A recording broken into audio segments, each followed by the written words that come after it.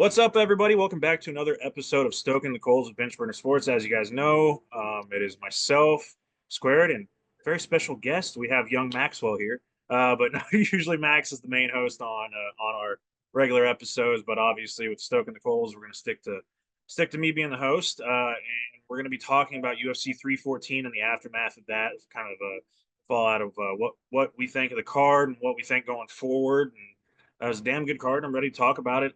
But before I do that, we're going to present a question to the chat, to the audience. You guys can send or reply in the comments on whatever you watch, pretty much Spotify, YouTube, all that. Obviously, Square will talk more about all of our socials and whatnot. But the question that I wanted to present to everybody following UFC 314, I have two kind of, but generalized in the same thing.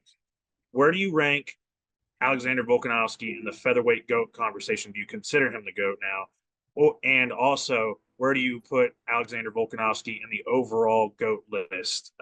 We're talking overall MMA.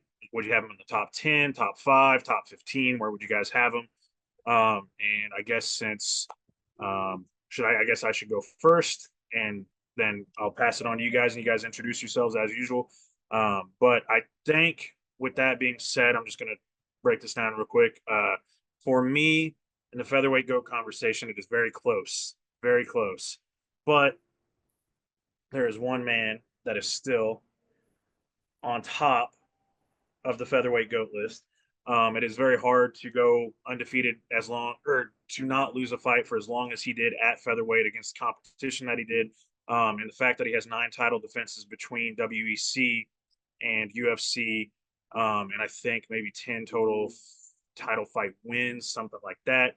Jose Aldo is still my number one, but Alexander Volkanovski, if he beat whoever he beats in the next one, he will be tied if not surpassed. And it depends on how he beats the person, but if he wins in the next one, he will be tied if not surpassed.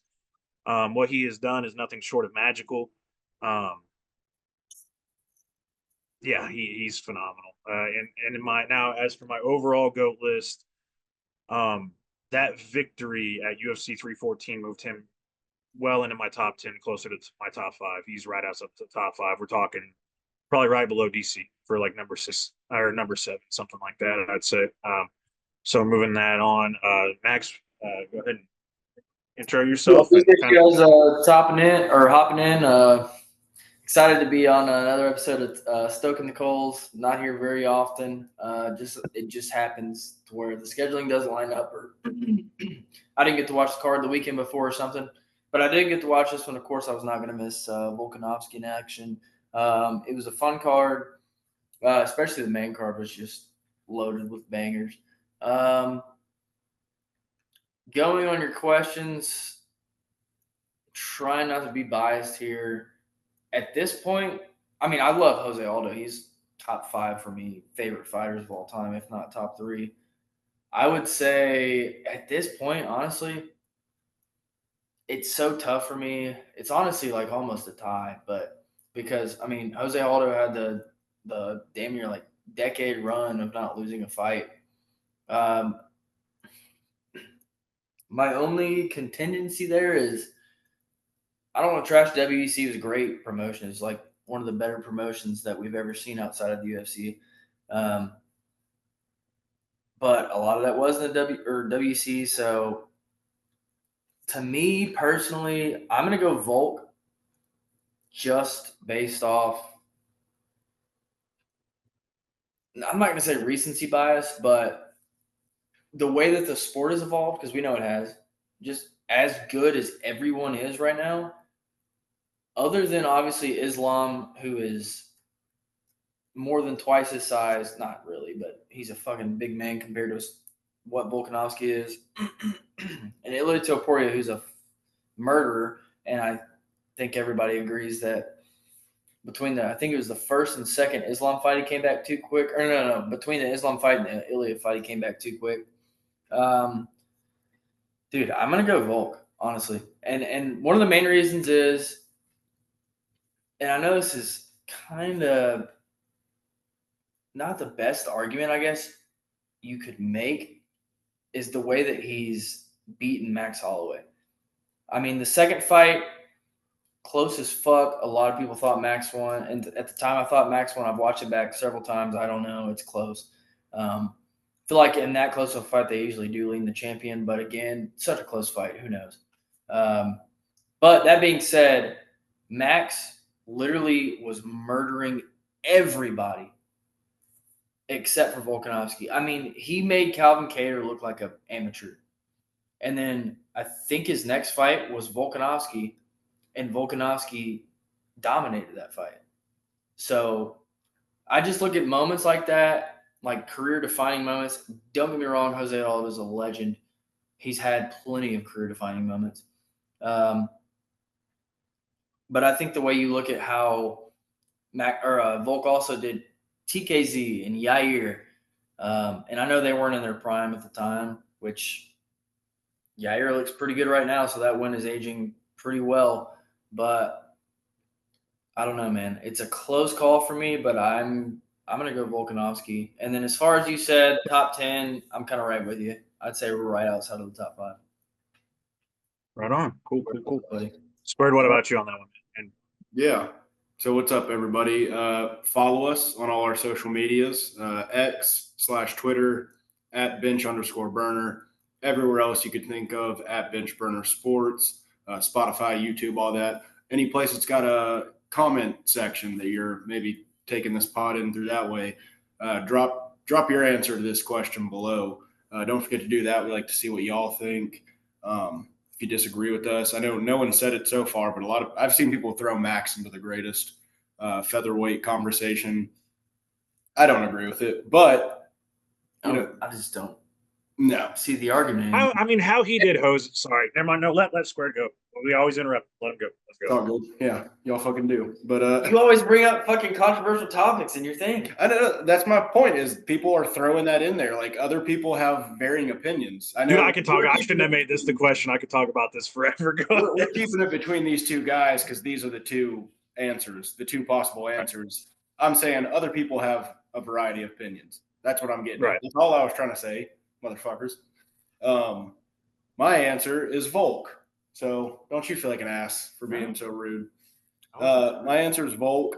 Some of that, I'll even say this as a 25-year-old, I was not bearing witness to all of Jose's prime fights. Definitely watched some of his career. Definitely, like before I even got into MMA, was aware of him. And that says a lot because people in that time just didn't really break out into the mainstream very much. So to be even aware of somebody speaks to what they were doing at that time. With that being said, Volk just really is something special. The way he's kind of what you were saying, the way he was dealing with Holloway. That second fight, same thing. I thought he lost it the first time I watched it, went back, realized he won that fight and was properly given the decision. That's my opinion. Third fight, no questions asked. yeah, no one's calling that one a robbery. We don't talk about that. We don't talk about that. The way he's just managed to dismantle people, and especially like going into that Yair fight and even the Volk fight before it, the Islam fight before it, which obviously is a 155 fight. So, and hell, the first fight he put up a fight. It's kind of weird how you can look at somebody's loss the way that Volk lost in the first Islam fight and be like, oh, yeah, that was still part of his prime because no one puts up performances like that against Islam. Or they couldn't even do it. Yeah, he's really just done something super special with his career. And to see him, we'll go more into this later, but to see him back in the saddle again, really did a great job. I think, again, we'll go into this later. I think that win over Diego is going to age very well as time goes on. If he can beat Movsar next, which seems to be the fight that's going to happen, if he beats him next, I don't want to hear it from anybody. Like there's no questions. He's the greatest featherweight. That will put him as far as as far as all time. I've got him around top 5, maybe even number 5. I'd have to actually just list it out and kind of think about it for a minute, but definitely somewhere around 5. If he beats Movsar next, he is within that top 5 for certain. Yeah. But yeah, that's my answer, and everyone Right on. watching, So, yours. yeah, awesome, awesome, cool. I'm glad that you guys answered that, and also, guys, remember chime in the chat or hit us up on our socials, whatever, with whatever you think. We just love the feedback. We want to see what you guys think on that. I just was sitting there thinking about it today. I was like, man, this guy is like entering rarefied air now. So, and speaking of that, we're going to move on to the card. UFC 314 happened in Miami this past Saturday, April 12th, 2025. Obviously, it was a phenomenal card. There were some moments, here or there, but it was definitely the best card of the year so far, I believe, personally. Um, and yeah, we got to enjoy. The only one that I could think of that could surpass that is Seattle at this point, just because Seattle had finish after finish after finish after finish. It was like one of those special fight nights. But for name value and fight sake, this was the better card. Um, Starting at the top of the bill, the fight that finished it off was Volkanovski versus Diego Lopez for the vacant featherweight title. Ilya Topuria vacated the title to move up to 155 to try to, I guess, seek greatness. And we got a fight that I'm glad is not Ilya versus Volkanovski, because I don't know if that would have turned out much different than the first one personally. But we got Alexander Volkanovski versus Diego Lopez, and man, vintage Volk, man, vintage Volk. I'm going to be a lot more critical in these Stoking the Coals going forward. So if I say some stuff that pisses some people off, chime in the comments, because I'm going to be critical of people's performances. Um, and some of the things that I saw in the fight, I think Volk looked phenomenal, but I do think the age is showing slightly.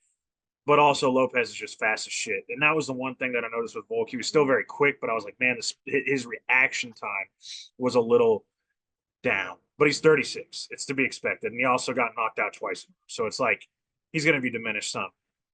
But for a guy who just got knocked out twice in a row, you wouldn't think that, because he put on a phenomenal performance. And Lopez, in his own right, put on a phenomenal performance in a losing effort.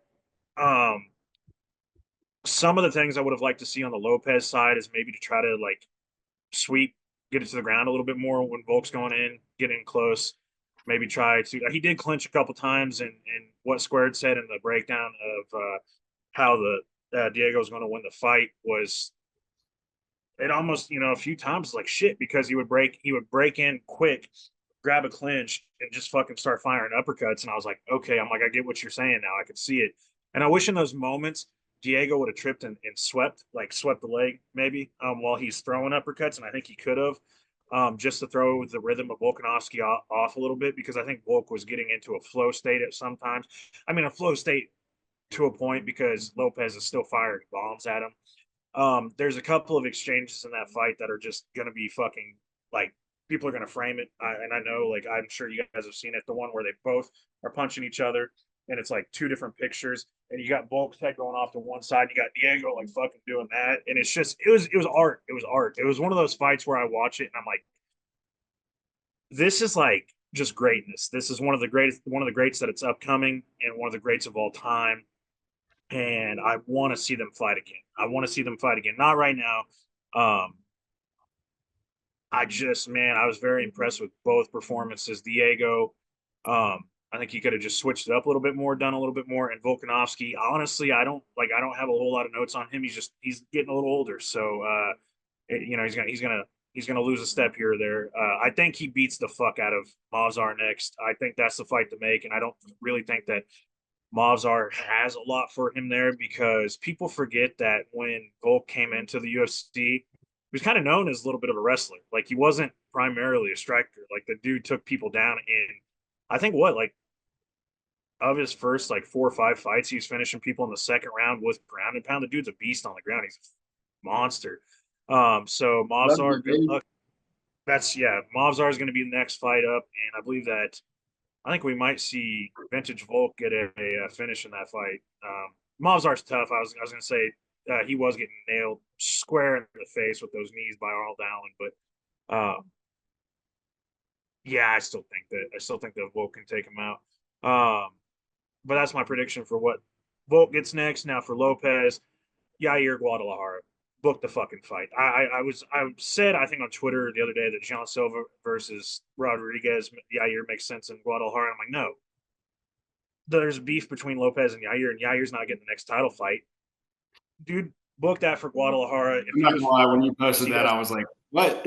Yeah, I've got different plans for John Silva next, but book that fight for Guadalajara because it will be magical.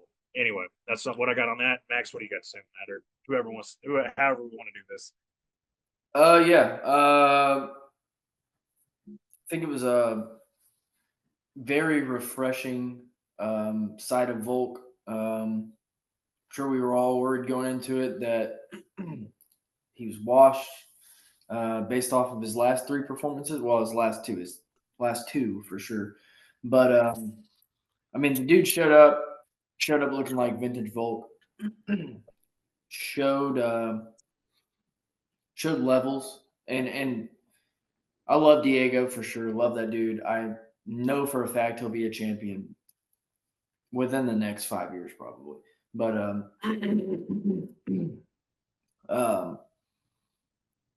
yeah, it was tough. And Knuckles, first off, sorry, fuck you. Oh, for saying I was going to be a dick to Diego all week, because you did say that about a month ago. You said, "Oh, Max is pretending to be a Diego fan. He's going to be an asshole to him all week." Didn't say a thing. Love Diego Lopez. And he had some moments for sure. Had some absolute moments in that fight. I'd say he probably dropped him, didn't he? Huh? Did he drop him at one point? Yeah. I think he won round 4. I mean, I think he won at least a round. You could argue round 2, but 2 judges gave him round 2. Saw that. Personally, I didn't think he won that round, but me and Matt got into a little heated argument about it for about 10 seconds. I think dropping somebody trumps a lot in boxing. Oh, sure. I said that too. Yeah, because I said that. Yeah, there's you could argue that he won it. You could argue it, but dropping someone is it cumulative damage, or is it like what did more damage than the overall round? Yeah, fucking Volk was putting it on. But we're talking about a strike. We're talking about a strike. Yeah. So the thing is, Volk was doing way more damage that round, and then he dropped him. Yes, and in boxing he would have won the round, but this is not boxing. That's my point. But regardless, great performance by Volk, and honestly, an impressive performance by Diego. I think honestly, like the first round played a lot into how the whole fight went, because the first round Volk came out. It was close for about a minute. They, felt each other out, and then Volk fucked him up a good bit for the last 3.5 minutes of the round. And I think that set the tone. And I think Diego responded well in round 2 there at the end. And then kind of got a little momentum, lost a lot of it in round 3, regained some in round 4, but round 5 just sealed it, I feel like. And it was a close fight. It was a good fight.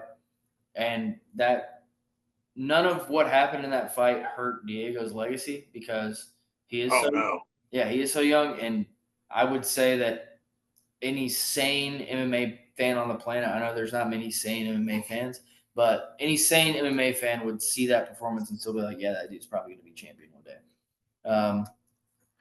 But, dude, I'm so fucking happy for Volk, my favorite fighter currently on the roster. Top 3 of all time favorite for me, so fucking love it. Oh, man, I was ecstatic. So, love to see it, and he looked really good. And, yeah, Mosar is going to die. So, Squared, what do you got?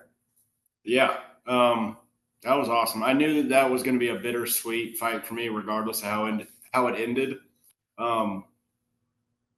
Obviously wanted to see Diego win a little bit more, just because, I don't know, I just like Diego a lot. Fucking love Volk to death. Seeing him get that gold back around his waist, it felt right. It felt like a piece of the world had been restored. So thrilled to have that man as our featherweight champion again.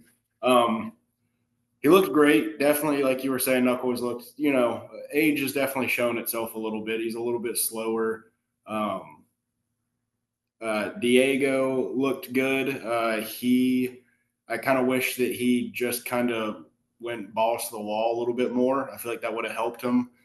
What I was saying with like his path to victory in that fight leading up to the fight was just overwhelming Volk. And, they did find themselves in some clinch situations where both fighters had success, but I felt like it would have been in Diego's best interest to like really blitz at his ass and put him up against the fence, sort of how we saw Ilya do Volk. Just kind of put him, because I think that's what Volk had said was, he just kind of found himself in that position, and I think he called it like a freak reaction or something like that, where I think he just made that one wrong choice that left his chin to be caught. Yeah. Well, it wasn't. And never mind. I could talk about that knockout. I could talk about forever because I've watched it a million times and I've watched a million breakdowns, and you can see it. But go ahead. Sorry. Yeah. But yeah. Well, that's just what he said, and I felt like that would have been, because that's how you have to beat Volk, is to finish him. Sounded like somebody was trying to get through our door for a second. Probably our old neighbor, but I think it's all wind blowing branches in the windows. Oh yeah. And I just felt like that would have been Diego's route as well. I think Diego will have learned so much from that fight, and he is going to be a lot better. I will say, as a big Diego fan, part of me is a little scared to see like the Urseg curse happen to him from this and loses to Yair next or something, just some dumb shit. I don't think that's going to happen. I think that's just me being nervous for him, but I think so. Yeah, he'll be all right. The dude went up against Volk, who was, we were just talking about the GOAT featherweight. Yeah, exactly. And put up a really, really solid performance. So very excited for his future. Me and Max were talking about this a little bit after the fight, is I like to see, as much as I loved seeing Volk get his belt back, I also like to see evolution. I like to see like new things, especially when you hear these people constantly complain, and rightfully so, about how like stale the UFC can get from time to time. Now, Volk is not going to be the stale fighter, but so that's not an issue there. But a good way to solve that is to have new guys churn out and just pop out and really shake things up. So that's why I typically root for younger fighters in a lot of cases. But in this one, we were going to be in good hands regardless. And going into the future, like y'all said, Volk's going to beat the shit. Mobstar's got nothing to offer Volk. When the time comes, Diego will be champion, and the featherweight division will remain in good hands. So I look forward to that. So going off of, I will move on, but I like to go off of some stuff that you said. Freshness, fresh new things, stuff. That is kind of why I do like Volk going up against Mobstar next, because we've not seen him fight a heavy wrestler since Chad Mendes. I said wrestler, not grappler, wrestler, because Mobstar is a wrestler. He did fight Brian Ortega, who is no, I mean at featherweight. Featherweight.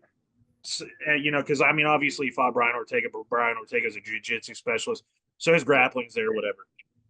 But the problem with Mobstar is he does not present any problems on the feet, like zero problems. And Volk is going to have, I think, at minimum a 4 or 5 inch reach advantage, because Mobstar has T-Rex arms. It's going to be fucking insane. Also, I think that fight's going to look very similar to a fight we're going to talk about later between John Silva and Bryce Mitchell, because it's a similar situation. But I think that Mobstar has even less to present on the feet than Bryce had to John Silva. And just going off what you said too, like, people forget Volk. Every single fighter that has fought him has talked about his strength. The motherfucker used to weigh 220 pounds. Yeah. 220 pounds, and he was a rugby player. He was a stocky dude, strong as an ox, and he carried that strength. He won MVP in his rugby league, rugby league final. Yeah, so he's a beast, dude. He's a strong. Imagine. You got to remember too, that rugby, most of those dudes are like literally Taito Ivasa size. Like they're fucking huge, and this dude's 5'6", just barreling through these guys. But anyway, how do you? That's another question. He wasn't fat. 5'6", 220. No, if you see the pictures, he's stout. Training. He looks like you know who he looks like? Oh, Torres Finney, like built like that, like just fucking built like a brick house. I don't understand how he lost that like muscle mass, because I know you can lose weight, but That's just wild. He's also fast. got like 4 or 5 kids now, and that's a lot of fucking dad strength. Yeah. That's a hard fighting style right Okay, there. hey, that's a good segue. Speaking of dad strength, a man gained dad strength going into this next fight, and he showed that shit in aces. So we have Michael Chandler versus Paddy Pimblett. I was very doubtful of Paddy Pimblett going into this fight because, again, he'd fought a lot of like guys that were just on kind of the back nine of their career, or, and I mean, you could argue the same about Michael Chandler. And like watching the fight initially, I was just like, yeah, he looks like he's fighting an old Michael Chandler. I was I like, know. yeah, and I just, and again, I have my reservations about it, but I rewatched the fight today. Actually, I rewatched it yesterday, and I was like, okay. I was like, no, he's good. Like he's legit. He's good. Well, he's keeping his chin down. But I pointed that out during the fucking. well, my critical assessment of it is though, I'm gonna say it. Like, don't get me wrong. I still think he is a fucking. He's top five. Like he's probably right outside top five talent. Like he is very very good. But he fought a 39-year-old Michael Chandler who's on a 3 or 4 fight losing streak, something like that. Who we all 3 picked. now. Who we all picked. 3, yeah, and we all picked him. We did because I was like, I just thought because I didn't think that Paddy had much for him, but Paddy showed that he had something for him. And this is what I'll say: Paddy impressed the fuck out of me, and I think he is legit. I think he's the real deal. I want to see him fight somebody that's not in the retirement home though. Next, that would be great. That is one that, and I am allowed to have my opinion. I want him to fight. Honestly, people are talking about him fighting like top 5, like Justin Gaethje, all that. Don't do Justin Gaethje like that. Number one, Justin Gaethje's fought way too long, way too hard for this fucking company, and done too much for this company to deserve that. And he's fought back twice now against Rafael Fiziev. Give him his flowers, let him fight somebody else. Because I see people matching him up with Justin. Yes, it would be a good fight. Yes, it would be super interesting. No, I don't want to see it. Dustin's going to be fighting Max, the rumors are. That's what they're saying. Have him fight the fucking helmet. Have him fight fucking Armin, because Armin is not in good graces with the company. He is young enough to where if he does lose to Paddy, he still has a way to bounce back because he's only like 28 or 29. And if Paddy loses, Paddy's only 30, so he's got time to bounce back. And that fight makes sense because obviously Paddy doesn't like him. Armin doesn't like him. So book the fight, and the winner, you could have a number one contender possibly out of that. And don't book him against Charles either, because Charles, honestly, it should be Charles and Justin and Paddy and Armin. And if you don't do that, then test him against somebody who can hang with him in the grappling. Test him against I know a lot of people won't like this, but Gamrot, why not? Gamrot would be fun. Like, you can't tell me that wouldn't be an interesting fight because Gamrot's kind of like a dog. But anyway, assessing Paddy's performances, I have like no bad notes. Outside of, I guess, Mike slammed him, and that would be a concern for him fighting someone like Armin or Islam. Like, everybody and they get right back up every time. right, yeah. So, like, I mean, but that's the thing. He got right back up. So, yeah, no, he did damn good. Also, for all you people that saying that he did what Charles couldn't, styles make fights. Certain ways people fight make fights. Charles is a position over finish type of guy a lot of the time, especially when he's fighting someone dangerous like Michael Chandler. You saw it in the fight multiple times. He could have tried to sneak for a rear naked choke. He could have taken top position, but he was choosing position. Paddy Pimblett is a fucking psychopath, and he's like, I don't give a fuck. I'm just going to go for the finish. And if I lose position, I'll try to get back up. And that's a risk he takes, a risk that I want to see against someone like Armin or someone in that range, because I think they'll make him fucking pay when he takes submission or ground and pound over position, because that does fucking it matters. It matters. I'm not trying to shit on Paddy. I'm just being critical because I said I was going to be critical going into this. I think he's very good, and I do think he has a chance to beat Armin because he's fucking good. As for Michael Chandler, retire. Just end it, man. He looks old. I don't know. I don't think he's getting that Connor fight. I'll have him fight Colby Covington or something. Have him go up to 170, fight Colby. That'd be a fun fight. There you go. There you go. That actually would be interesting because I don't know who's more washed right now. But yeah, there we go. Max, what do you think about that? What do you got on that fight? Yeah, going to your point about just starting, just because it's fresh on my mind. To your point about him, I do think he is a psycho when it comes to finishes. He tries to get the finish. I don't think he does that because he doesn't care, just because he's going for the finish. No, I think he's so right. confident in his grappling ability. If he does lose the position, he's proven in the UFC that he can gain it back. And I think, I mean, you never know what's going to happen against a guy like Armin, who's such a good grappler. But I mean, That's what I want to see. their scrambles would be phenomenal. And if he does lose that position, I think he could gain it back or at least get back to his feet if he lost it. But that being said, dude, I mean, he proved me wrong. Like, I thought every single fight I pick against Paddy, he proved me wrong. I think that goes for a lot of UFC fans. Every time you pick against him, he pretty much says, "Fuck you, here I am." I mean, he's other than the Jared Gordon fight, he has fought up to competition every single time. He got dropped in How his fucking good? debut. How fucking good is Jared Gordon? That's the question. I mean, hell, He is pretty decent. MMA math, right? MMA math. But yeah, no, I mean, he went in there with a purpose to shut the doubters up, and he fucking did it. I mean, he shut everybody up. Everybody's a Paddy fan now. The people that hated him are now Paddy fans. Like, but I mean, honestly, like, how could you not be? I get he gets big in between fights. He talks a lot of shit, and he hasn't backed a lot of that talk up. Really only in his Jarrett fight, to be honest, because You're so confident as fuck, though. yeah, the Even Ferguson fight, yeah, but I mean, everybody thought he was going to get knocked out by Bobby Green, and he pretty much destroyed Bobby Green.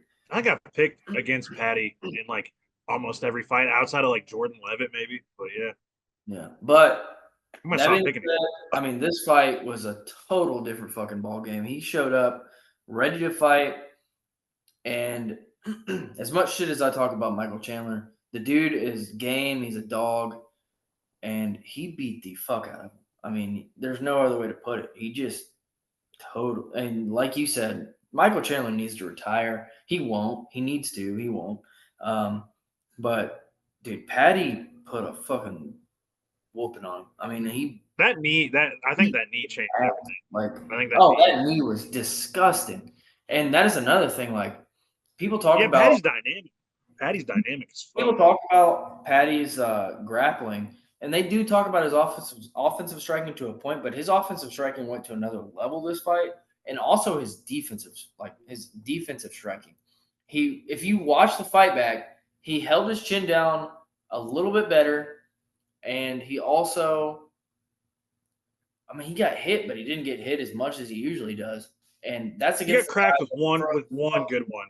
Just With wow. one good one, he got cracked. Yeah, one good one got him. I do remember the one you're talking about. I think it was like a overhand right or something. And this is what he did. He went. Like, yeah, I was like, stood on that Scousers don't get knocked out shit, which I respect. But yeah, I mean, I think Paddy's here, and I think he's here to stay. Not sure he'll be champion, at least while Islam's there. I don't know anybody that's going to beat Islam, but I think he could beat anybody in the top 5, and I think he could lose anybody in the top 5. That's what I'll say. Like, that's kind of where he is. It's one of those things where, like, he's there, and he's there to stay, and I do firmly believe that. Like you said, he's only 30. He's a young guy, especially for that weight class. You got guys that contend well into their 30s, and he didn't take a ton of damage this fight. He took that one shot that was nasty, but other than that, he's fine. So, I mean, I am so stoked to see what comes of Paddy. And I kind of like you said, I don't want to, I would like to see him versus Gaethje, but we'll see. Armin does make sense, but if you put him against Armin, like, I hope you realize that's a number 1 contender fight. yeah, I'm cool. Yeah, I'm cool with it. I mean, I don't think if Paddy wins, it is. If Armin wins, I don't think. Dude, I think they are fucking. I think they're pissed at Armin. Everything that I've seen, everything that I've heard, they're because I think realistically, if him and Paddy fought, I would be rooting for Paddy so hard. Which honestly, like I'm kind of a Paddy fan again. Like it's always been a fluctuating thing for me. That Jared Gordon fight, the whole bullshit with him sucking Dana's nuts, and the whole like Ariel Helwani proving that he was like a bitch ass liar. Like, and again, I'm not the biggest Helwani fan, but I was like, Helwani cooked him, and then he says he doesn't care, suck my farts and shit like that is what he was saying to Helwani. But Helwani proved he was a bitch.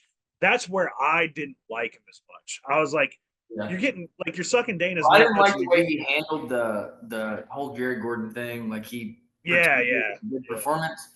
But I mean, hell. Also, he made comments that were pretty fucking borderline. I'm not going to say the word because it'll get us the algorithm to hit. Never mind. He was saying some words towards Ariel regarding Ariel's heritage.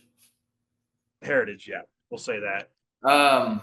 Well, hey, dude, he also is a super big proponent of men's mental health. So some shit outweighs the other shit, so that's fair. That's fair. But yeah. No. What I'm saying is, I agree. I do like the things he says. Also, I've heard he does a lot of charity work, so good on the guy. Yeah. And like, he just seems like he'd be fun as fuck to chill with, you know. So yeah, I'd love to fucking have a beer with that dude. Before Squared goes, question. What? Before Squared goes, question. The Ilya and Paddy beef just got way more interesting though. Like that fight, I still think Ilya just fuck it. I think Ilya kills him personally because Ilya is good everywhere. But Paddy's length could present a problem because he is so long. And those calf kicks, those they're no-show calf kicks. They're like Pereira's. They just. But yeah. And anyway, also Ilya's head is like the perfect height for Paddy's knees and kicks. You know what I mean? Like, but Ilya's guard. It's a modified Philly shell, so he's just gonna do this. He's gonna do this. Yeah, but because Paddy throws a lot of right head kicks, and Ilya's guard protects the. Sorry, I'm left-handed. I'm left-handed when I fight. So yeah, you're right. Yeah, that's fair. Yeah. I don't know. We'll see. Anyway, but anyways, let's see what Squared has to say. I want to see what Squared has to say. Yeah, that was a good fight for Paddy. It was like my worst nightmare for Mike is that Paddy just once again, and I had said this, Paddy fucking rises to the occasion every fucking fight. Just whatever stage you put in front of him, he'll find a way to get on top of it. And he did it again, and he did it in beautiful fashion. Definitely won a lot of people's respect. I'll say this, dude, I've never picked, rarely ever picked him in a fight, and I don't apologize for that, dude. He started off looking shitty. He came in, got clipped in his first fight against a guy who probably doesn't even have a fucking Wikipedia page. Looked like dog shit against Benjamin. Looks like dog shit against Tony Ferguson. He just lost to Jared Gordon. Obviously didn't actually lose, but lost to Jared Gordon. Like, how are we not going to doubt him? How are we not going to doubt him? Of course we did. And then, the Bobby Green fight happened, and that's when people started taking him a little more serious, but still so many question marks. But I think he did a great job of wiping away all those questions Saturday night. He did great. And yeah, there's a lot of people at the top of the division right now that are kind of looming for a title shot. And it's really weird because you got Ilya. According to Colby Covington, Ilya versus Islam is being made. He leaked that on somewhere. I don't like on fucking need. I do not believe. Yeah, I don't trust a word out of that dude's mouth. But the only thing he said that I do believe is Dricus du Plessis versus Tom. Yeah, that one's like a given. But International Fight Week, yeah. Yeah, so we got that. You got Charles, who is right there for another title shot. You got Gaethje, who is calling for a title shot, is not going to get one. And then you got Armin, who has earned a title shot, but has fucked himself over so much that now he has to fight one more person to get that shot again because he's pulled out of 2 title fights now, sort of. pulled out one title fight. But then if y'all remember, whoever was going to win between him and Charles at 300 was supposed to fight Islam at 302, said he wasn't ready, which is fair. He just went, had a fight with, but the UFC doesn't give a shit. They take offense to that regardless. Anytime you say no to them. So in the UFC's eyes, this dude has canceled 2 of his title fights. They're making him fight one more person. So there's going to be some odd men out, and there's going to be some options for Paddy. He's going to fight one of those guys next, probably Arman, because he's the one who absolutely has to get another fight in. Gaethje, he says he wants a title fight, but he's also says that he's at the end of his career. The UFC's might be thinking we're not even going to try that shit, which might honestly give them more of an incentive to make him fight Paddy. I don't know, but I'm going to put my money on Arman next. Charles, there's going to be a lot of odd men out in that scenario, but it's going to be Charles versus Justin. I think that's Charles versus Justin. Yeah, that's true. So that's the case for that. That's who he's fighting next.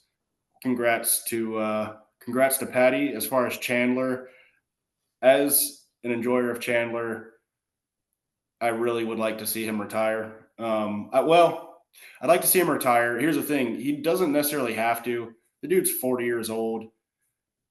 He needs to be, and he's in a position where if he wants to continue fighting at the lightweight division, he needs to be fighting the Dobers and the Frivolas. He needs to be Jim Miller. That's his range. Yeah. And those could be some fun fights, but I don't know if he wants to be in that range, and I don't blame him. The dude has been at the top of his respect, depending on the promotion. Both promotions, Bellator and UFC, has been in the top of the division since 2009. Why would you want to start fighting unranked or 13th? Well, he did just fight the 12th ranked guy, but why would you want to be doing that at that age when you've got a lot of name value?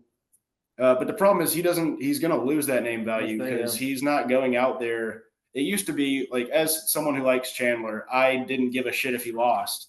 It didn't matter to me. I was like, oh, but he goes out and he makes fights fun. He didn't make that fight fun. He was just a punching bag. He's not going out there and being competitive anymore. So that's why he either needs to take a big step back and he can continue to get a couple more fights in versus some or go up to welterweight and fight Colby. Hooker rematch. I'm just saying. I have a feeling that if he tells the UFC, I want to stick around, which I don't think, dude, he's never been so quiet after a loss. Usually after a loss, he'll still be like, Conor McGregor, where you at? Dude, he's been silent. I think he's probably mulling over some decisions. But if he decided to go to the UFC and say, I want to stay at the top of the rankings and I want to fight, they'd probably give him Fiziev. And don't do that. Don't do that. Because they'd be like, okay, well, how about this one guy that's on a 3-fight losing streak? That makes sense. Y'all are both on losing streaks, but we know that Fiziev would knock his head off. Yeah, I don't want to see that. I want to see because Fiziev's good at grappling. Yeah, go ahead. Sorry, I want to see him either take a big step back, which I know he probably doesn't want to do, or go up to welterweight. And I was thinking about this, and I'm glad you said it. Go up to welterweight and fight Colby one time, just 2 wash dudes on their way out. That could be a fight night main event. I doubt he's going to be recovered by this point because he got butchered, but that would be a great UFC Nashville main event if they would be so kind as to give us a good fucking. Oh fuck, dude! I'd drive down there for that shit. Yeah, if they would be so kind to give us a good main event, not Derek Lewis versus Teixeira's shit ass fucking. No, fight. I think they've said that's not going to be the main event now. Just it better not be. It's a good fight. That's fun, but if that's the main event, the rest of the card is dog shit, and that pisses me off. I'm gonna look, but yeah, him versus Colby would make a very fun main event, and I'd honestly pick Chandler in that fight, and that would be so nice to see him knock Colby's asshole head off and call it a career.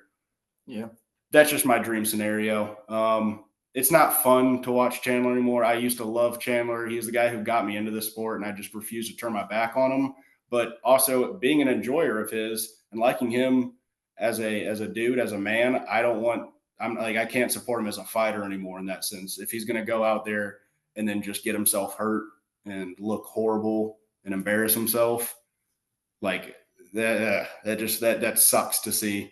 So I hope he does one of those things, either take a big step back, retire, take a big step back, which I know he doesn't want to do. And that it doesn't really make sense for him to do that. So that kind of take that option off, just retire or fight Colby and call it a career. Yeah. Speaking of, kind of brought this up before we were recording. What a bitch Colby is for the way he y'all see he came after Paddy during Paddy. Dude, I don't even bat my eyes anymore at this shit. He's just trying to stay relevant. He's just trying to stay relevant because he's sitting there. He's probably walking out and he's like, oh, there's Paddy. I'm going to say something so my name can be in the headlines. That's what it is. You can hear in the background they're announcing the winner between, like, at the end of that thing, you can hear Bruce Buffer in the back going, and new featherweight. It's like, dude. No, he was hunting for this shit, dude. Like, trying to make this shit. I don't have anything for him anymore, man. Like, I mean, when he was a good fighter, I was like, yeah, he's a piece of shit, but like he's a good fighter. Now he's not even a good fighter. When he was winning fights, the shtick was kind of funny. Now it's just like sad. It's sad. Yeah, he has to do that to stay relevant, and it's just sad. Like, stop. Yeah. Well, that's why I brought up him talking shit to Paddy while they were announcing the featherweight champion in the background is like so symbolic of where he's at right now, where he's trying to be a shit starter and like he's trying to do whatever he can to get his attention. Dog, everyone's over here paying attention to the real shit that actually matters, in that case, the featherweight championship. But like, I just found that kind of symbolic. It was like, dude, no one gives a fuck about you. We're like, we're on to bigger, better things. Paddy's doing his media day. I guarantee he's just fun. He just looks for shit to start. Like I think if I remember right, the full video was Paddy didn't even fucking was sitting there doing his own thing, and Colby just started yelling at him or some shit. And it's like, what are we fucking doing here? Anyway, God, dude, like I just can't even stand the motherfucker anymore. Like it's just annoying. He's old, man. It's like at this point, grow up, kind of honestly. And I bet. Well, and that's exactly why I think that the fight versus him and Chandler is feasible because that is his best chance at a fight that's going to get him attention that maybe he thinks he's got a chance at. I honestly genuinely believe Chandler would do bad things to him. Even old 40-year-old Michael Chandler, who is a shell of his former self, would probably because look how bad Colby looked against Leon, and look how Leon has looked. Like it's yeah. I think Mike HGH gut Mike would fuck him up. Yeah. I mean, honestly, fucking Book. I'd be so happy to see Mike get that W and then go right off into the sunset. Oh, man. It would wash away, for me personally, it wouldn't do it for anybody else, but for me personally, it would wash away all the shit. I'd watch it, dude. I'd watch it. When he came to the UFC, he said, I'm here for a good time, not a long time. Brother, it's been a long time and it has not been good. Let's get this one W and let's go home. Let's do it. It's been entertaining. It's been entertaining at least. It's been very good financially for him. I'll give him that. But I mean, because fuck, like, dude, outside of the last two, God, that dude's fight. Every fight was fun. Like Justin Gaethje versus him was one of the better fights I've ever seen. I wouldn't say ever seen, but it's probably like top 20 of all time. Him versus Dustin Poirier. He was winning the fight until Dustin got the rear naked. He was going to win the fight, and then Dustin got the rear naked choke. People forget that. People forget that he literally almost beat Dustin Poirier. That, Justin Gaethje, Dan Hooker, the first Charles Oliveira fight, where it was just that was a war.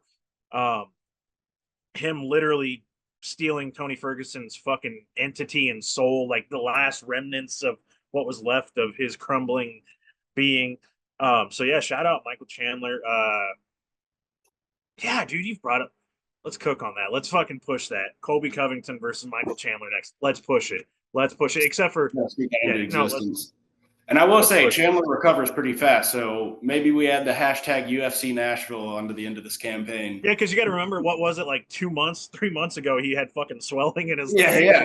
He was like on one leg, and then Yeah, I he was like, went oh into my another god. fight. Anyway, all right, so we're gonna cook on these next three real quick. It's try to get through this quick. Rodriguez versus Pitbull was next fight up.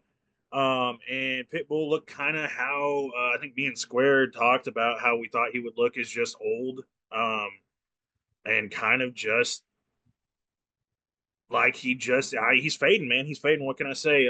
Rodriguez looked like Rodriguez. Um, I said I was gonna, like I said again, I was gonna be more critical going forward in these Spark of the and not Spark of the Cards, sorry, these Stoking the Coals episodes. My critical analysis of Rodriguez is, yeah, he looked great at lengths, but he also got cracked a few times by Pitbull. Um, I just don't really, I've never bought into it, and I don't really buy into the Rodriguez hype. I think he's good, but I just think he's flashy, so he looks good. I think he's dangerous at all points, but I think that I don't know, man. I'm just not. I think he's good. He's just not great. He's good, but he's not great. And Pitbull looked old. And so I'm glad Pitbull's in the UFC. He got his opportunity. That's cool. For Rodriguez next, Guadalajara, Diego Lopez, 100%.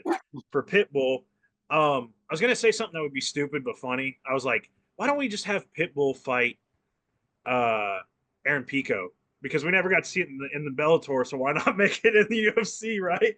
So let's do Aaron Pico versus Pitbull in the UFC, right? That would make sense, right? But no, it'd just be interesting because it would be like UFC saying, haha, fuck you to PFL Bellator because they didn't make the fight. But no, realistically, Pitbull next. Give him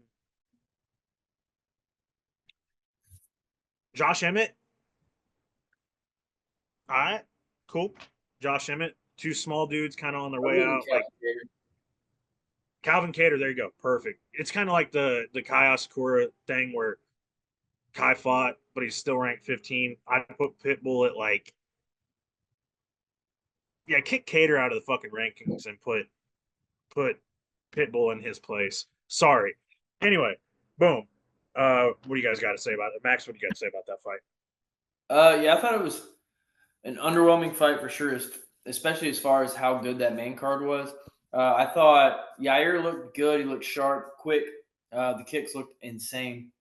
But that's, as always, I do think Pitbull looked old to a certain age, but I think most of it was just the lights, man. He was not ready, which is crazy from his like as many fights as he's fought. He just didn't look ready for the lights, was trigger shy, just could not pull the trigger. Like when he did pull the trigger, he looked fine. He just couldn't do it. Like he could not get it out of himself. He could not swing. And I think a lot of that has to do with Yair's style. I think that was a bad matchup for him making his UFC debut. Big lights, probably the biggest crowd he's ever fought of in his entire life. Because let's be honest, Bellator, they pulled crowds, but not like that. Not in the biggest arena in Miami. But I don't know. I just think Pitbull will be fine for a little bit. He's not going to ever fight for a title in the UFC, but he'll probably win a couple of fights. I think. No. I think you put him against Josh Emmett, he might win today. Depends on which Josh Emmett you get. Well, I was sitting there thinking it would like kind of be like another Chandler fight, and who would not enjoy another Pitbull and Chandler fight? That's kind of what it would be. Yeah, it'd be fun. They just hit each other really hard till one of them fell down. But yeah, no. So yeah, I don't disagree at all. The obvious answer for Yair is Diego, and there's no obvious answer for Pitbull. I mean, you just like I said, I think Cater is a good answer. Both of them have kind of or Pitbull's just now entered the UFC sphere, but overall in the MMA world, he's kind of lost his limelight. And Calvin Cater was talked about as a future champion at one point, and now he's lost his limelight. So I think that'd be a fun little matchup, just to test Pitbull's grittiness versus Cater's like height boxing. That could be fun. Square, what do you think? That fight went pretty much exactly how I expected. Yair looked good, and then Pitbull, kind of as y'all were saying, like he looked all right. He looked capable. I think he can get some wins in the UFC. He needs to get him in quick because obviously he's an old fella nowadays. As far as what's next for him, I don't mind Cater. That makes sense. It depends on what the UFC wants to do with him. They might just use him as a prop. They might give him like fucking Silva next or something. I don't know. Just like kind of prop him up a little bit. I part of me kind of wonders if that was their intention to take this old guy who was like known as one of the best that Bellator had to offer and then try to make a fool out of him, which if that was the case, I don't think they really succeeded. They didn't make him look bad or anything like that. And again, that might just not have been the case. But it kind of makes sense that they would do that. Just be like, oh, you're champion, you're a long reigning champion, dog shit. He just got eaten up by our number 5 fighter, which didn't really happen. Whereas they can, and that kind of makes sense. Like do that to the old guys, and then take in the Aaron Picos who hadn't really built up a name yet, and you can kind of make those guys your own. Maybe they do Aaron Pico versus him next, just so they can be like, look at our guy, our guy beating up on your guy, and they're both just PFL tours guys. That would be just funny. That'd be petty as fuck, but hilarious. I need it now. I need it now. Yeah.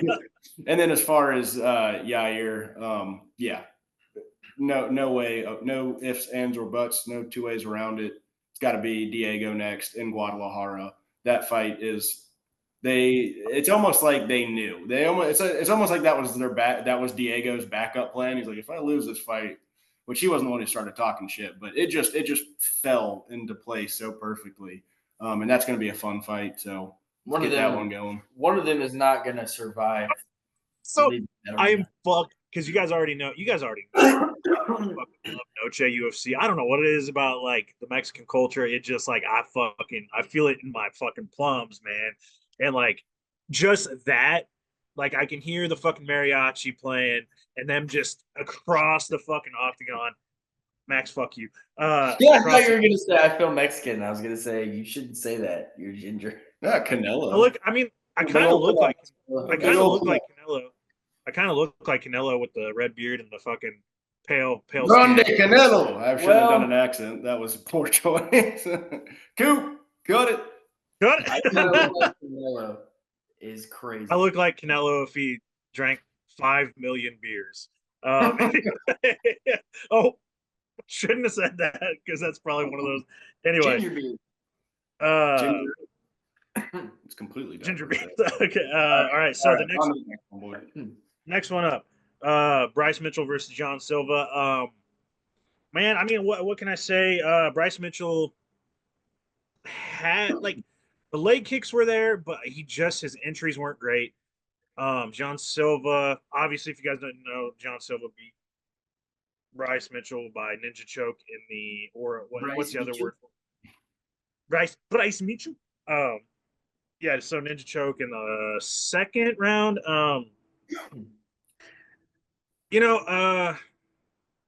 Bryce couldn't find the entries, man, and John just took advantage of it. I also, dude, I think that Bryce was just overwhelmed. I don't know what it was.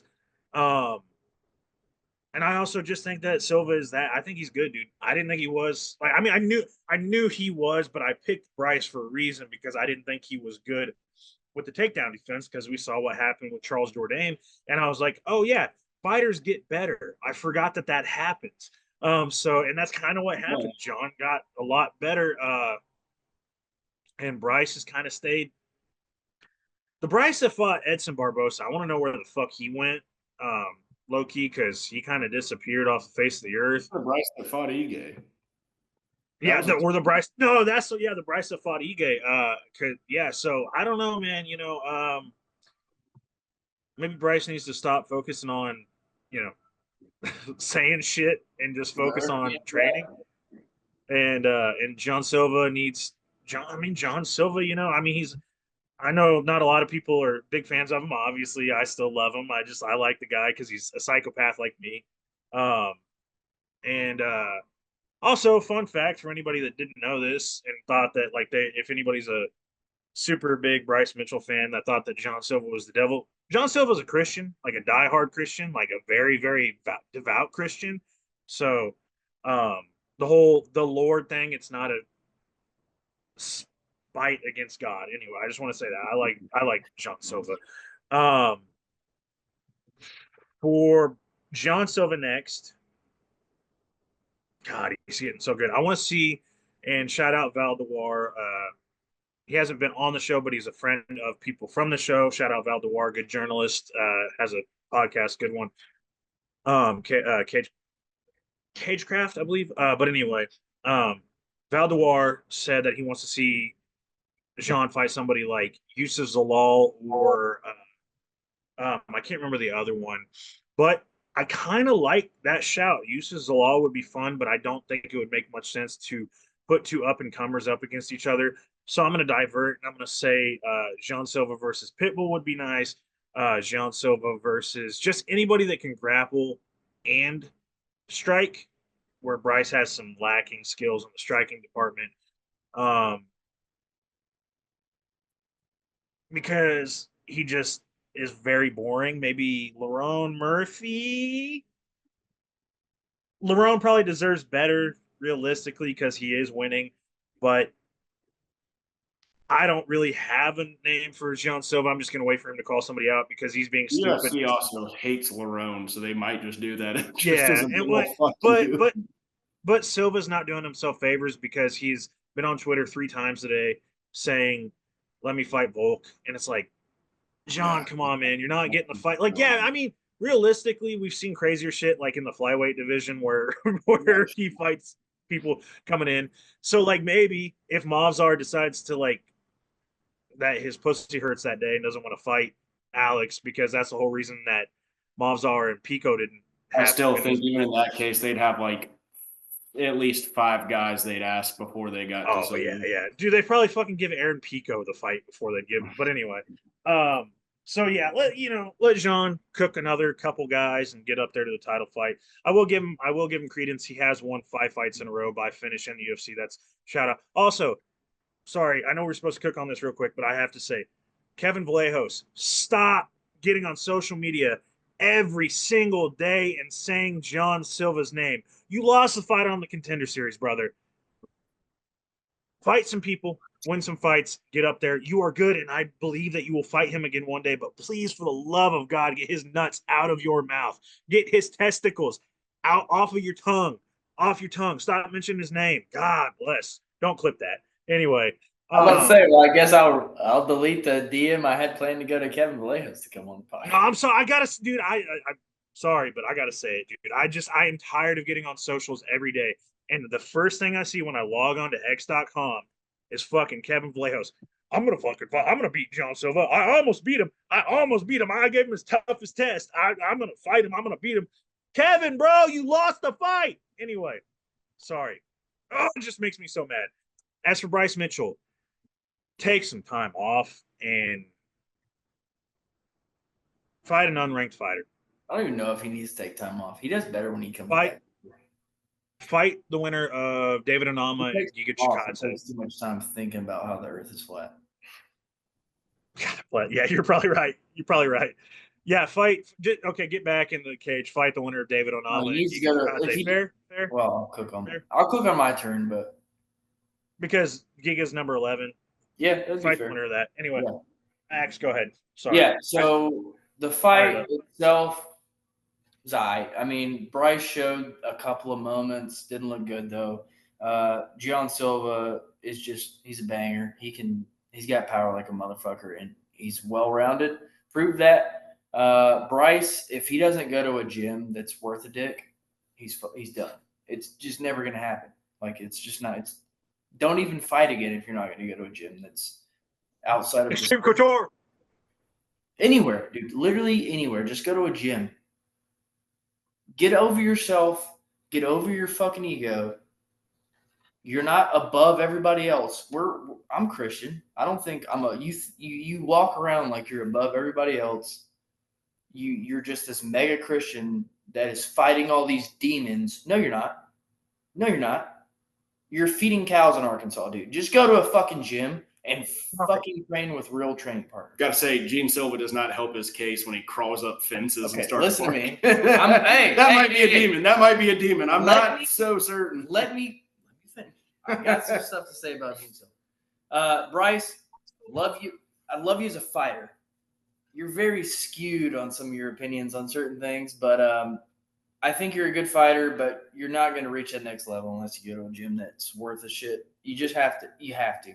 It's never going to happen if you don't. It's never. But that being said, Gene Silva looked like a killer out there. We'll always tune in to see him fight. Used to like him a lot. Honestly, at this point, I can't fucking stand him. I can't stand him. He's so cringy. Silva? Gene Silva is one of the cringiest dudes I've ever seen in my life. He climbs up on the cage like a fucking dog and barks. That is so cringy. Knuckles, I'm sorry. That is insanely cringy. I will say the fucking dude, with his like the way he does it too, like grabs the and then he could have done it right after he won. No. Waits till Joe Rogan comes up to interview him. He's like, hold on a second, Joe. And then runs back like a little child, grabs the fence, okay. I will admit that I was like, and goes, like, stop. No, he didn't even bark. He just screamed. He just went, yeah. Anyway, I will say the fucking there's no will say. There's no. When he subbed him and he started the standing over and barking, I was like, okay. I was like, that was bad too. But also, he just took Josh Emmett's flow. You're talking about he's a Christian. That's fine, cool. But also to have the name Lord tattooed on your abs, and you have an alter ego that you claim yourself called Lord, that your wife tames. That's what he said. He said that. Cringiest shit I've ever seen in my life. He has said that. That his wife what? That his wife can tame. It's on the Wikipedia page. Let me pull it up. He has said this in an interview. He has an alter ego of himself called Lord. First off, I knew that, but I didn't know the wife. I tweeted it one time, and then I tweeted the dog wearing the Daredevil mask because it's like that is the most. That's right. I've ever heard in my life. Let me read it.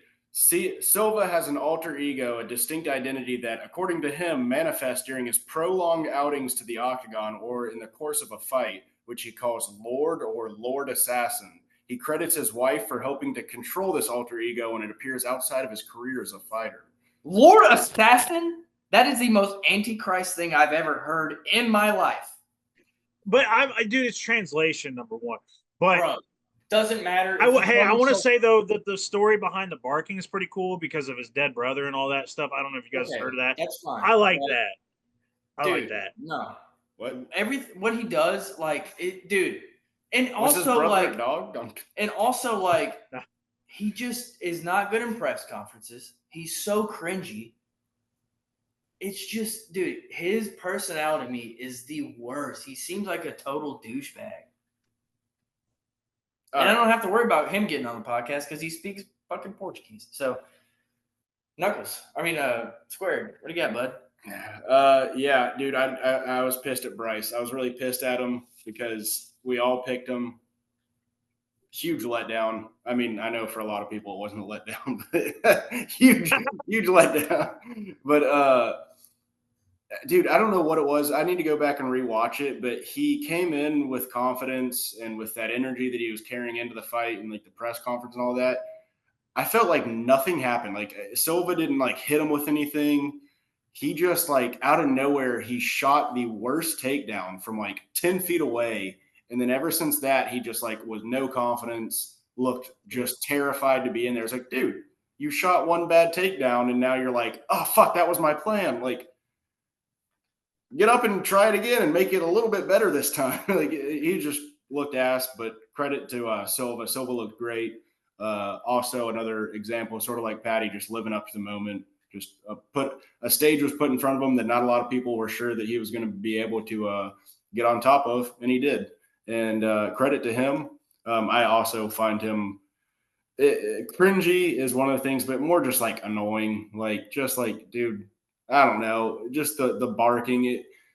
Maybe part of me is just like subconsciously like imagine hanging out with this guy, and if I'm being honest with myself, would probably be fun. But at the same time, just like he might be that guy that you just want to be like, hey, shut up, like shut up for like 10 seconds, please. But that's whatever. I don't go too deep into personality most of the time. There are some people who I love because of their personality. But I try not to hate too many people for the personalities, and I do fail at that. There are some people that's like, man, I just hate this guy. I hate when he gets on the mic and says shit. But I think it's whatever. I can put that aside and recognize that he's a great fighter.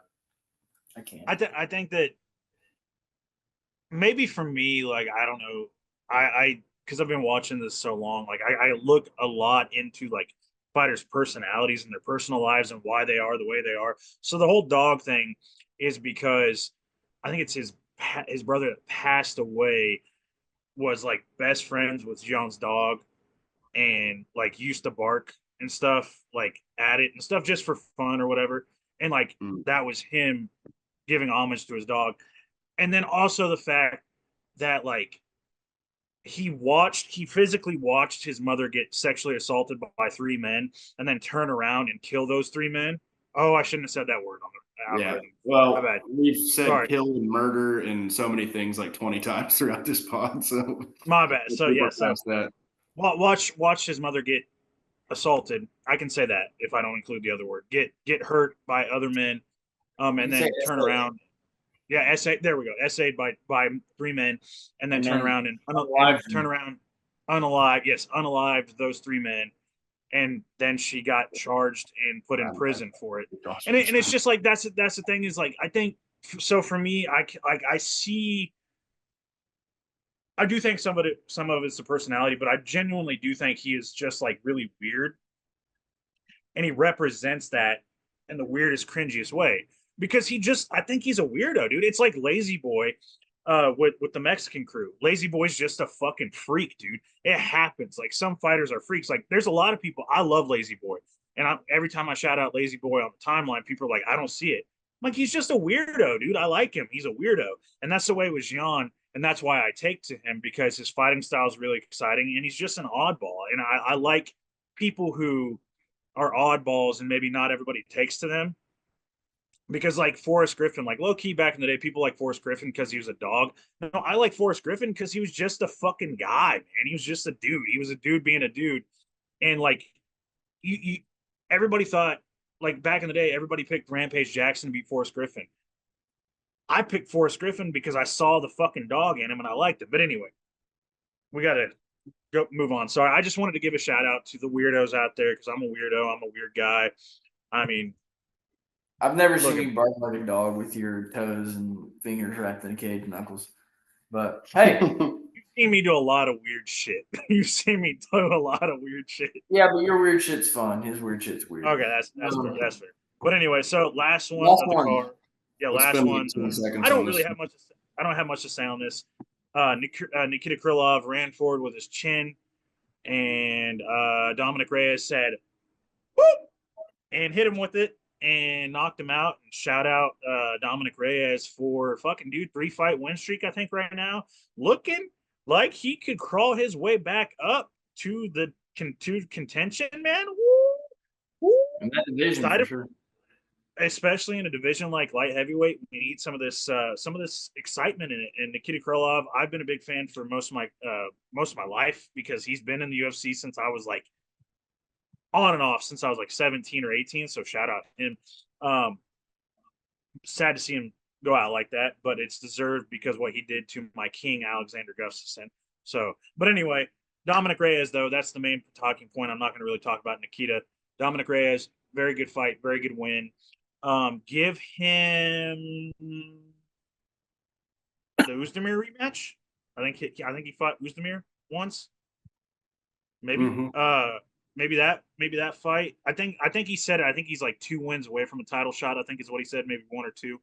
If not, give who Uzdemir? Sorry, Reyes. Oh, or is he above that? I don't think they have fought before. I could be wrong. Pulling it up. I'm looking it up. You got it? I'm probably wrong on this one. I just don't recall it. curious because I thought they had because I know that Krylov has. Bottom since 20. Yeah, he did. he beat him in a decision. Till versus Masvidal, that card. And it was a split. I do remember that. Either do that rematch, and if you don't do that rematch, give him Rakic. Yeah, that's fair. And then do honestly for Krylov, do the Mirzakhanov. They had it booked once. Do that. Just do it again. That's my pick on that. Don't have much to say. Excited to see what Dom does in the future. Let's go, Max. What do you got to say about that? Yeah, it was a fun fight. Dominic Reyes pulled the old Conor McGregor versus Jose Aldo right out of his ass. That was pretty cool. That was, yeah. What is Dominic Reyes' rank now? I would say top, like number 10, probably. I think he was 11 on that fight. What was Nikita? Pulling it up. Yeah, he's gonna be. I think he's gonna take that number 8 spot. If I'm Tomorrow recalling. comes out, right? Yeah. Dude, hear me out. Just because there's just nothing going on with that division, you could do Olberg versus Reyes. I've heard that. Some people are saying it. That would be fun, but I don't think it'll happen. I think Olberg probably fights Pereira. But or no, I guess Pereira probably gets an instant rematch, huh? He definitely does. Yeah. So yeah, fucking A. Olberg versus Reyes is a number 1 contender fight. Like, you have the name value in Reyes here before, and the division sucks. And Olberg has gained his name to that point. I mean, I could get behind that, I guess.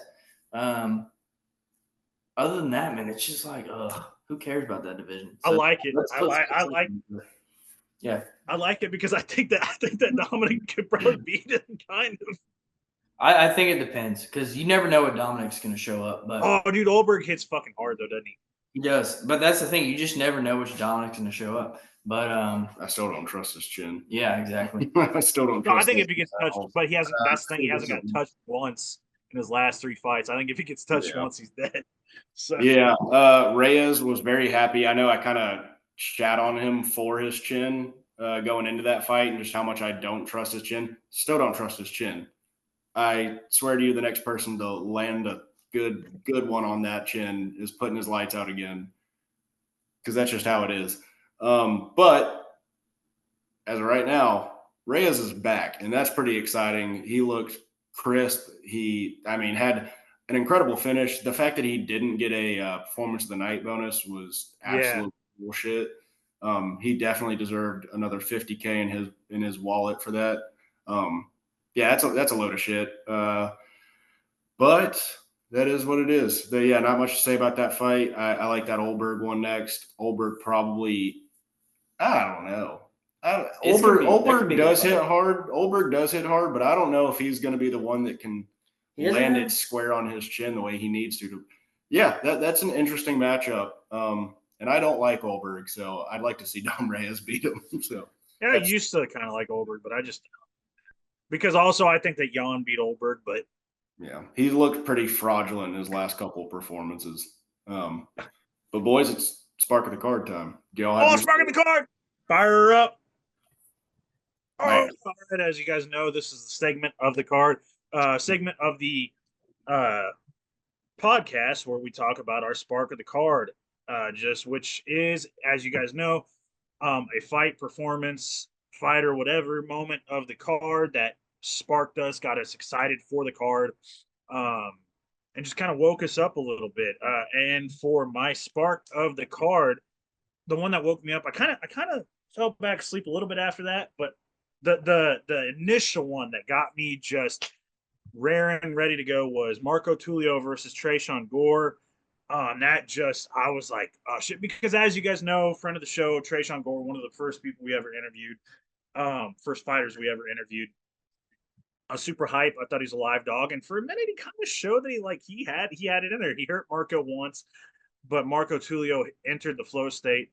Marco Tulio was like in that flow state for a minute, and I was like, oh my god! And it was just, I remember in my bedroom right here, I was standing up in front of the TV, and I was just standing there like doing this, and I was like sitting there, and every time Tresean hit him and clip him, I'd be like I don't know if you guys seen that meme of that kid going that kid goes, kill him, And then he goes, "Oh, oh." That's what I was doing in front of my TV. I was like, "Kill him!" Dude, that is the most I've stood up. And again, that shows the love that I have for the people that come on the show. So for fighters that maybe see this clip, that's the energy I'm going to give you. Now, if two fighters that have been on our show that fight each other, I'm probably just going to self implode because I can't support both at the same time. But anyway, I was super hyped for Trayshawn when he was having moments, and he showed that he was tough as hell. But Marco Tulio, man, good lord, what a beast! So that's a fight that was my spark for the card because Marco just hit that flow, and I was like sitting there. As much as I wanted Trayshawn to win, I was like sitting there just like, oh my god, this dude's in the flow state. He's entering the matrix right now. I was like, this guy is just flowing. It's beautiful to see. Fell asleep a little bit after that, like not actually fell asleep, but just kind of died down. My secondary spark of the card, just a little shout out. We don't normally do this part, but it was the Dominic Reyes knockout. I was like, okay, that woke me back up. So that's my spark of the card, though, is Tulio versus Trayshawn Gore. Just the fight in general, phenomenal fight. For the first round was one of the better rounds that I've seen this year. Probably, maybe the best round this year. Yeah, Firefight. they were saying on the commentary round of the year, so yeah, I'll give it to him. Max, what do you got on that? What's your spark? My spark of the card is honestly more like funny. My spark of the card was realizing just how bad Darren Elkins actually did. No, he's just old. He's old. Is he old or is he just bad? He's 40, bro. He's 40. He's taking so much damage. Yeah, the damage is taking a whole lot of fucking damage for sure. He's 1911 UFC. Yeah, okay. But crazy to think he shared the octagon with Volk. Okay, I guess I'll change it. My spark of the card is how bad that fucking tattoo is. Yeah. there you go. Hey, Every time I see that goddamn tattoo, I get a spark of cringe in my soul. Like I think I lose. Like Max is changing up spark of the card. I love it.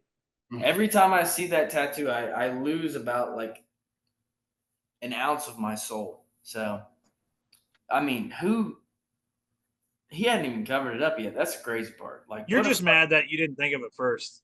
Yeah, that's exactly it, dude. I'm so pissed off that I don't have the white trashiest tattoo I've ever seen in my life. Just low key, I love it because like if you've watched Darren Elkins fight, that like it's not even like he does take a shit ton of damage and does damage, but it's just like it's him. It's not even like that's the embodiment of him. It's not even that he takes damage. It's just that tattoo is him. It's a trailer park of a tattoo, and that's what. Yeah, like Darren Elkins. That's the pure definition of Darren Elkins. Is just the quality of the tattoo, the how it looks on him, and the fact that he just takes so much fucking damage in every fight. Anyway, Max, sorry. Go ahead. No, you're good. Oh, I mean that's pretty much all I have to look on. It's a really bad tattoo. It's not a good one. Also, I pray to God he retires. Anyway, yeah. So Squared, what's your spark, man? So you kind of took mine. It was definitely that fight. I'll say this. I was picking my brother up from the airport while that fight was going on, but I had it up on my phone. And, I'm kind of switching lanes and stuff, but don't tell MNPD this, but I had my eyes on the fight a good bit. But every time I looked down at my phone, another guy was wobbled. I was like rocked or wobbled or just getting pieced up. I was like, holy shit, he's hurt now? What the fuck? I couldn't It was great. So when you took that, I thought about giving a joke answer and saying that it was when Chase Hooper said he was gooning too much in camp and got sore arms. That definitely sparked me a good bit. But I just remembered this. Cedric Dumas got his ass beat, and that was my spark of the card, was seeing that man get whooped. It was, but again, it was like Go ahead. Sorry, go ahead. That's finish. Pretty much I just like watching him lose. I like watching that dude lose. Dude, is this just like, am I like sick in the head? So the past two times that he's been finished, which was it was a little early, I'll say that, but he was. But like it wasn't like it's just like it's not that I want to see because he's gonna argue no matter what. But he lost both fights. I want to see this man unconscious. I want to see. That would be satisfying. That would be like I want to see him silly, like I want to see him stumbling drunk ass around the cage, and then just I want to see him doing what Hafez. I want to see him doing what Hafez was doing after after Oban dealt with him, just like just in the background. That's what I need. That's what I need. And like, I pray because I think he's lost 2 in a row, so he might get one more fight. Dana, please, Dana. Or Hunter. Actually, it'd be Hunter and Mick and Sean. Pit him against, even though it doesn't make sense because Marco's probably above this. Pit him against Marco Tulio, please. No. Give him Tom Aspinall. Just let's make this brutal. No, dude. Gautier. Ateba Gautier. Yeah. Oh. Yeah. Or Simba Garimba. Abdul Malik, Munster Abdul Malik. Simba Garimba would clean his clock. All right. Well, I just wanted to say that I picked that because no. Timba Garimbo's a welterweight. What the fuck? I thought you knew that. I thought you're thinking of you're either thinking of Mansour Abdul Malik or you're thinking of Ateba Gautier. One of those two guys. I thought he knew that. I thought he was saying that as a joke. I thought he was too, and then I realized he wasn't. I was like, that pick because anytime that man finds himself in the L column, it's a victory for everybody else on planet Earth. So that was my spark of the card. Just make him fight Francis. Fuck it. All right, guys. Francis for a 1-fight contract just against Cedric. There we go. Dumbass. I'm fighting Derek Lewis, something like that. All right, everybody. So we a little bit long today, but we had our little Stoking the Coals episode here, and we had a good time. Stay tuned. Next week we will be back with an episode for UFC Kansas City, which I will be there in person. He's trying to change colors and shit. But stay tuned for that card breakdown, everything else like that. Also, if you guys are going to UFC Kansas City, I'm going to say it now, and I'll remind you guys on the next one. If you guys are going to UFC Kansas City, hit me up, guys. I want to meet everybody.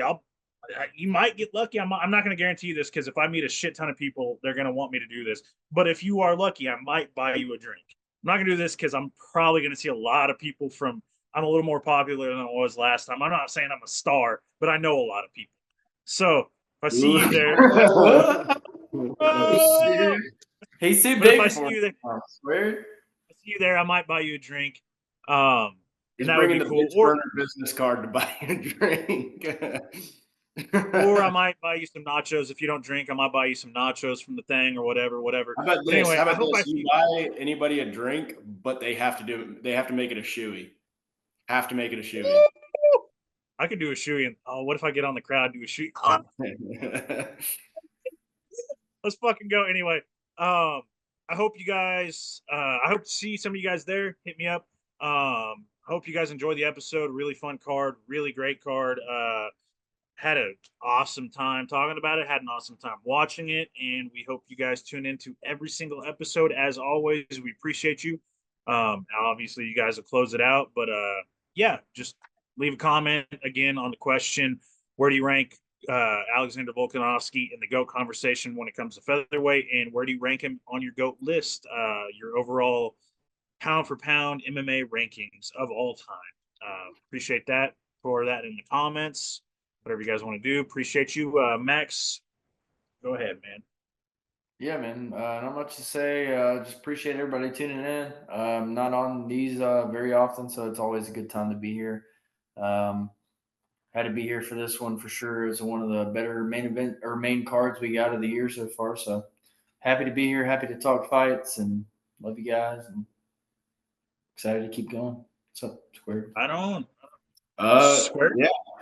So y'all know the deal. Follow us on X/Twitter at bench_burner, Instagram, TikTok, Facebook, YouTube, Spotify at Bench Burner Sports. If we had a Vine, that would also probably be our thing if that was still around. Imagine trying to make 6-second clips out of our out of this podcast. Impossible. Just straight bilks. Yeah, just bilk after bilk. But yeah, follow us there, boys. It was a pleasure.